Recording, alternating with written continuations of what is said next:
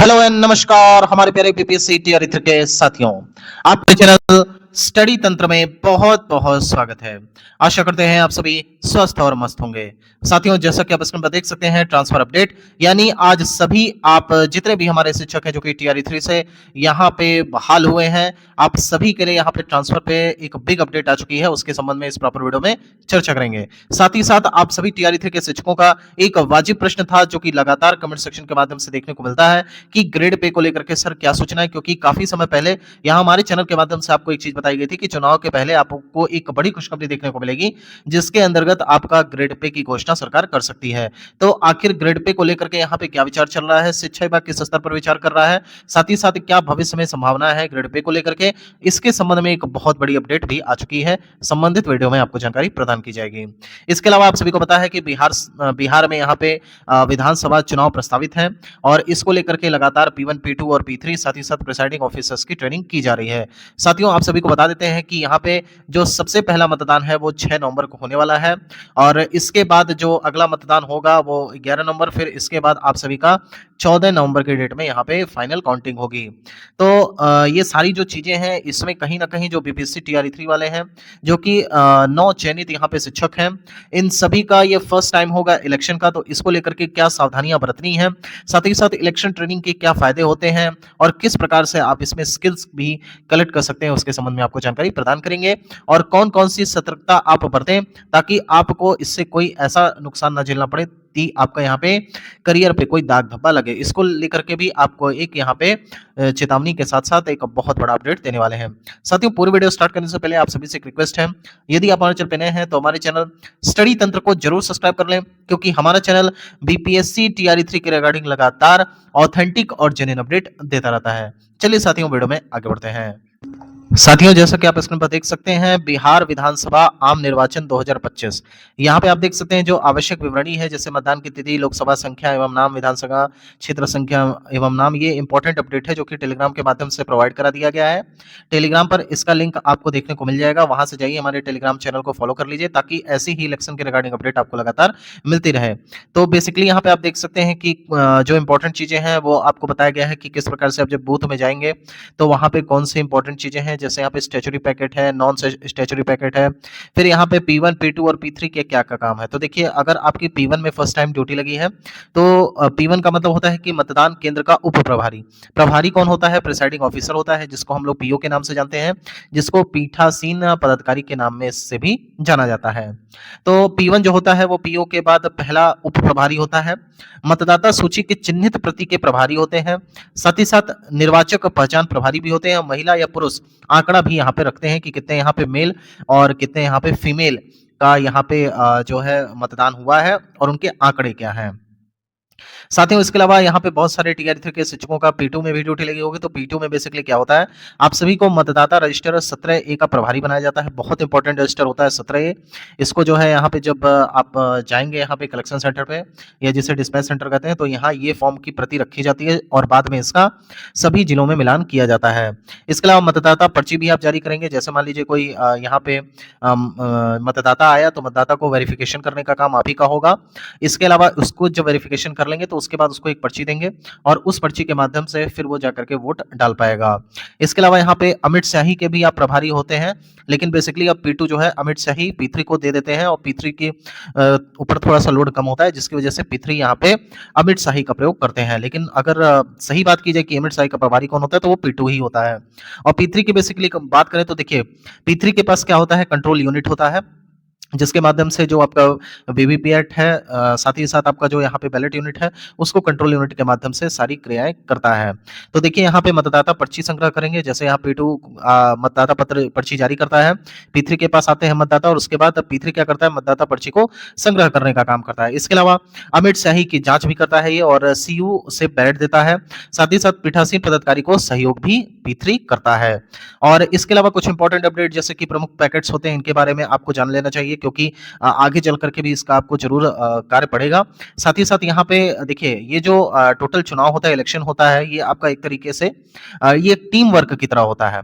तो देखिए अगर आप बिल्कुल टीम वर्क के तहत काम करेंगे तो आपका यहाँ पे बहुत ज़्यादा यहाँ पे आपको एस्पिरेशंस भी देखने को मिलेंगे और आपकी यहाँ पे बहुत ज़्यादा सराहना भी होगी और साथ ही साथ आपकी पहचान भी बढ़ेंगे और आपको बताना चाहेंगे कि जितना अच्छे से आप काम करेंगे, आपकी स्किल डेवलपमेंट भी होगी, आगे चुनाव में भी काम आएगा। इसके अलावा आपको अगर 6 तारीख को यहाँ पे अगर आपका ड्यूटी लगा हुआ है, तो आपका अब तक आ चुका होगा पेमेंट और जिनका 11 तारीख को है, तो उनका उसके पहले लगभग 2-3 दिन पहले पेमेंट कर दिया जाएगा।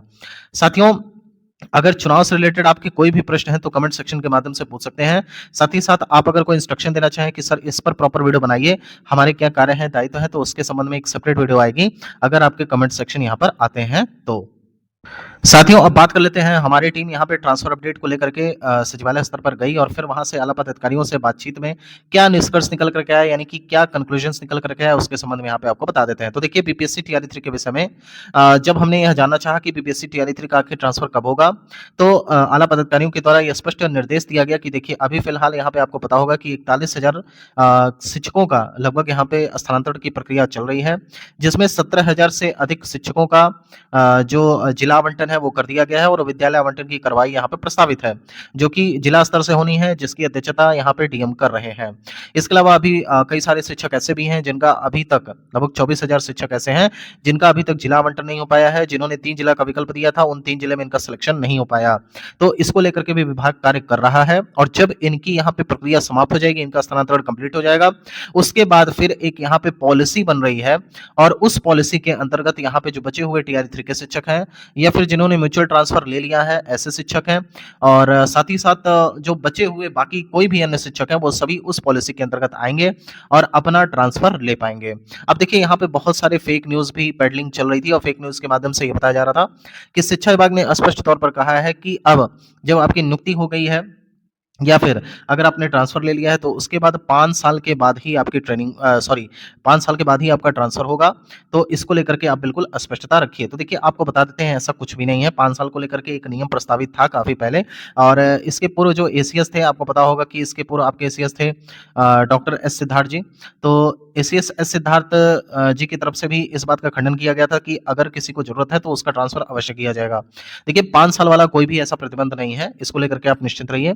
यहाँ जो पॉलिसी बन रही है बेसिकली ये जो पॉलिसी है काफ़ी लिबरल पॉलिसी है और इसके अंतर्गत प्राप्त जानकारी के अनुसार, वार्ता के अनुसार जो हमें यहाँ पे फीडबैक मिले हैं, साथ ही साथ जो हमने बातचीत के माध्यम से एक निष्कर्ष पे बताया गया है कि पॉलिसी जो है हर साल जून के महीने में इंप्लीमेंट की जाएगी और इसी जून में ट्रांसफर पॉलिसी चलेगी, यानी कि मई से स्टार्टिंग होगी, मई में आवेदन लिए जाएंगे और जून में सभी का स्थानांतरण कर दिया जाएगा और जून से जैसे ही आप वापस लौटेंगे गर्मी की छुट्टी के बाद, उसके बाद आपको नए विद्यालय में जाकर के ज्वाइन करना होगा और पूर्व के विद्यालय से आप स्वतः विरमित समझे जाएंगे।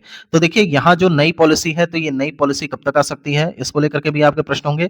तो बताया जा रहा है कि ये नई पॉलिसी आपका नए साल में देखने को मिलेगा और नए साल के फर्स्ट मंथ में ही इसको इंट्रोड्यूस किया जा सकता है, पब्लिक डोमेन में जारी किया जाएगा और उसके बाद अगले साल यानी कि 2026 के ही मई मंथ में आपको ये ट्रांसफर पॉलिसी देखने को मिलेगी, जिसके अंतर्गत आप आवेदन करेंगे और जून मंथ में, जून के महीने में सभी टीआरई 3 के शिक्षकों का यहाँ पे ट्रांसफर हो जाएगा। और साथियों आपको बताना चाहेंगे कि जितने भी हमारे म्यूचुअल ट्रांसफर वाले शिक्षक हैं, यानी कि जो चाहते हैं कि उनका म्यूचुअल ट्रांसफर हो जाए, इसको लेकर के यहाँ पे विंडो ओपन किया जाए, तो देखिए आपको भी परेशान होने की आवश्यकता नहीं है। हर साल जून के मंथ में यहाँ पे सरकार जो है ये पॉलिसी तैयार कर रही है कि हर साल जून के महीने में म्यूचुअल ट्रांसफर ओपन किया जाएगा, ताकि जो भी शिक्षक है जिनको म्यूचुअल पार्टनर मिल रहा है वो एटलीस्ट अपना ट्रांसफर ले पाए। साथियों आपको बताना चाहेंगे कि ग्रेड पे को लेकर के भी यहाँ पे जब वार्ता की गई तो क्या जानकारी मिली, तो देखिए बताया गया कि देखिए हर विभाग की बात करें, बिहार में कोई भी विभाग है, लगभग सभी विभागों में यहाँ पे ग्रेड पे का प्रावधान है, लेकिन शिक्षा विभाग एकमात्र ऐसा विभाग है जहाँ पे ग्रेड पे अभी तक नहीं दिया गया है, साथ ही साथ अभी तक इनका वेतन निर्धारण भी नहीं किया गया है। तो देखिए यहाँ पे अगर बात कर लेते हैं पुराने नियमित शिक्षकों की, तो नियमित शिक्षकों को यहाँ पे ग्रेड पे का लाभ मिल रहा है, लेकिन उसके बाद से एक पॉलिसी आई जिसके अंतर्गत यहाँ पे आपको पता होगा कि पंचायत स्तर पर शिक्षकों का यहाँ पे चयन किया गया। तो यहाँ पे खंड शिक्षक, पंचायत शिक्षक, कई तरह की लॉबीज बन गई। तो जाहिर सी बात है कि पंचायत शिक्षकों के नियमावली असेंबली में ऐसा कोई ग्रेड पे का प्रावधान तो था नहीं। इनको बस एक वेतन निर्धारण करके इनका जो है फिटमेंट तैयार किया गया और उसके आधार पे इनका वेतन दिया जाने लगा। लेकिन अभी प्राप्त जानकारी के अनुसार अब चूंकि सभी आप सभी राजकर्मी हैं, तो देखिए जब एक बार प्रोबेशन पीरियड आपका कंप्लीट हो जाएगा, प्रोबेशन पीरियड कंप्लीट होने के बाद ग्रेड पे का आपको लाभ अवश्य मिलेगा। लेकिन फिलहाल अभी के लिए बताया जा रहा है कि ग्रेड पे को लेकर के थोड़ा सा आपको वेट करना होगा। एक बार जब आपका प्रोबेशन पीरियड कंप्लीट हो जाएगा, तब तक आपका यहाँ पे 8th पे कमीशन भी आ जाएगा। तो डायरेक्ट आपको 8th पे कमीशन के अंतर्गत रखा जाएगा और इसको लेकर के स्पष्ट निर्देश है। माननीय मुख्यमंत्री जी की तरफ से भी ऐसे निर्देश दिए जा चुके हैं पूर्वत भी। तो इसको लेकर के आप परेशान मत होइए। आज नहीं तो कल ग्रेड पे आपको मिलना ही मिलना है और ये स्पष्ट सकारात्मक न्यूज़ आपको देनी थी, जो निष्कर्ष के आधार पे हमें पता चली है। तो देखिए यहाँ पे परेशान होने की आवश्यकता नहीं है। निश्चित तौर पर आपका ग्रेड पे लगेगा और आपकी सैलरी हर हाल में बढ़ेगी। लेकिन फिलहाल आपका प्रोबेशन पीरियड चल रहा है, तो इसको लेकर के बिल्कुल आप स्पष्ट रहिए कि अभी कम से कम आपको 1.5 वर्ष तो वेट करना ही होगा और उसके बाद आपका यहाँ पे ग्रेड पे लग जाएगा। साथियों, ये थी टोटल वीडियो। अगर आपको वीडियो पसंद आई हो तो हमारे चैनल स्टडी तंत्र को जरूर सब्सक्राइब कर लें। आने वाले समय में अगर आप चाहते हैं कि इलेक्शन के रिगार्डिंग आपको कोई अपडेट मिले, आप चाहते हैं कोई इस पर सेपरेट वीडियो बनाया जाए आपके कार्यों को लेकर के, तो कमेंट सेक्शन में जरूर लिखिएगा ताकि इस पर हम एक नया वीडियो ला सकें। साथियों, फिलहाल ये वीडियो यहीं तक। अगर आपको वीडियो पसंद आई हो तो हमारे चैनल को सब्सक्राइब करना ना भूलें। Thank you so much.